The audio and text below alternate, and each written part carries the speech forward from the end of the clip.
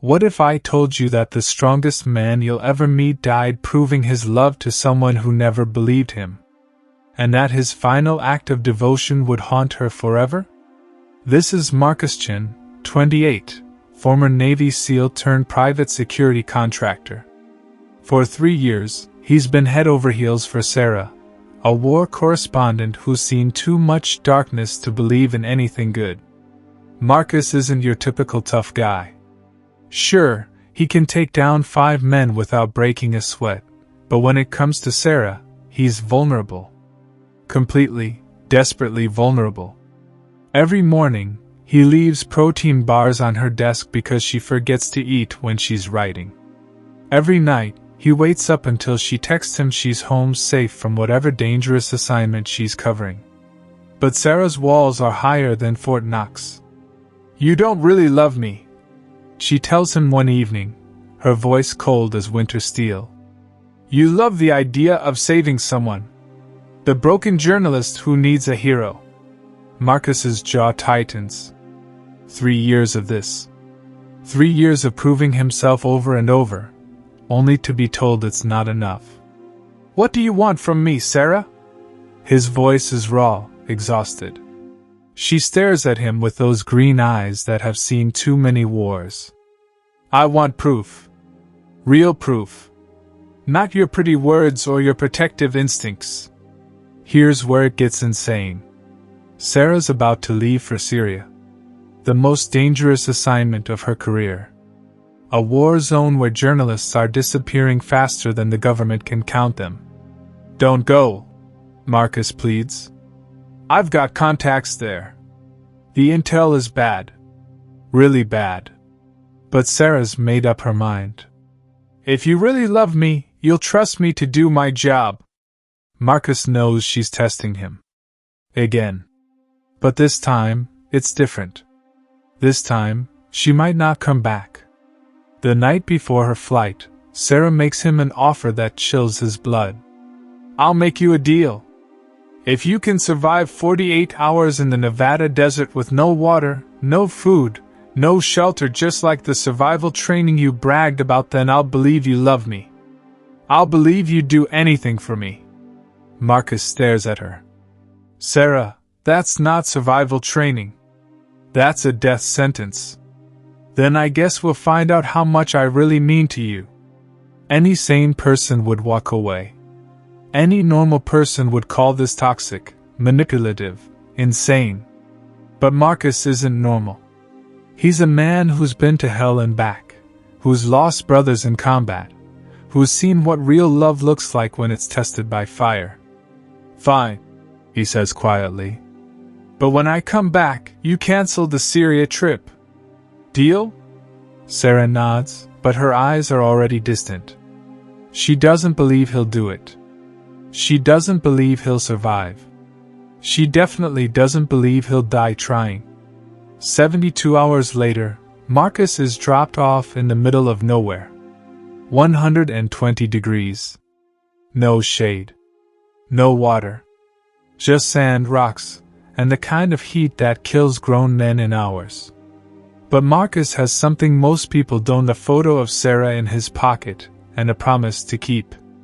Hour 6. His lips are already cracking.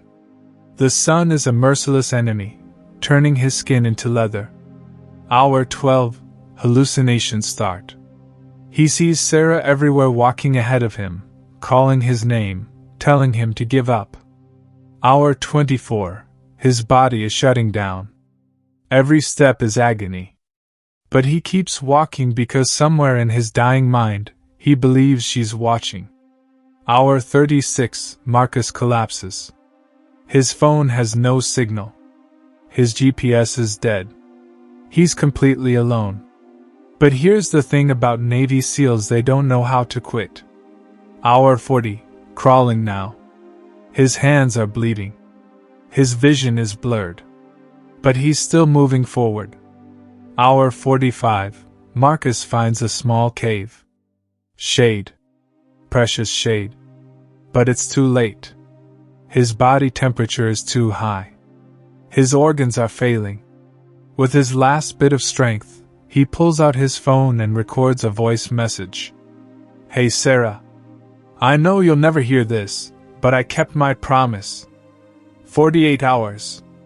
I made it. I hope now you know. I hope you finally understand that I never lied about loving you. I never wanted to save you because you were broken. I wanted to save you because losing you would break me." His voice cracks. "Cancel Syria. Please. Live. Live for both of us." Marcus dies holding that photo of Sarah. The rescue team finds him 3 days later. Sarah gets the call while she's boarding her flight to Syria. At first, she thinks it's a joke. A twisted test of her own. Marcus is indestructible. Marcus always comes back. But when they play her his final message, something inside her shatters completely. She cancels Syria. She flies to Nevada instead. Standing in that desert cave where they found him, Sarah finally understands. This wasn't about proving his love. This was about her fear of believing it. Marcus had been showing her his love for 3 years. In 1,000 small ways. In his worry texts. In his sleepless nights. In the way he looked at her like she was the only person in the world worth saving. But she kept demanding bigger proof. Louder gestures. More dramatic signs. Until she demanded the ultimate proof. The coroner's report is brutal. Marcus survived exactly 48 hours. Not 47. Not 49. He held on just long enough to keep his promise to her. Sarah keeps his final message on her phone. Sometimes, late at night, she plays it and whispers back. "I believe you. I finally believe you. I'm sorry it took losing you to understand." She never goes to Syria. She never goes anywhere dangerous again. Because the most dangerous thing she ever did was test the love of a man who would have moved mountains for her. Today, Sarah works as a local news reporter in Marcus's hometown. Every year on the anniversary of his death, she visits that cave in Nevada. She brings a single red rose and a photo of them together, the only picture where she's actually smiling. "I get it now," she tells his memory. "You weren't trying to save me because I was broken. You were trying to love me because I was worth saving." The lesson? Love isn't about passing tests or proving worthiness. It's about recognizing the quiet devotion that shows up every single day.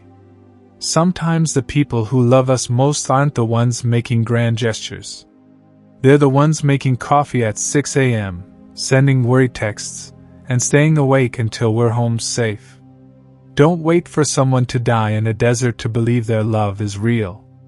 The strongest people aren't the ones who can survive anything. They're the ones who choose to stay, even when staying hurts. Marcus Chin was the strongest man Sarah ever knew. Not because he was a Navy SEAL. Not because he could survive 48 hours in hell. But because he loved someone who didn't love herself enough to believe she deserved it. What quiet love are you overlooking? What daily devotion are you taking for granted? What gentle heart are you testing instead of treasuring? Love isn't a competition to win. It's a connection to protect. Ready to recognize the real love in your life before it's too late?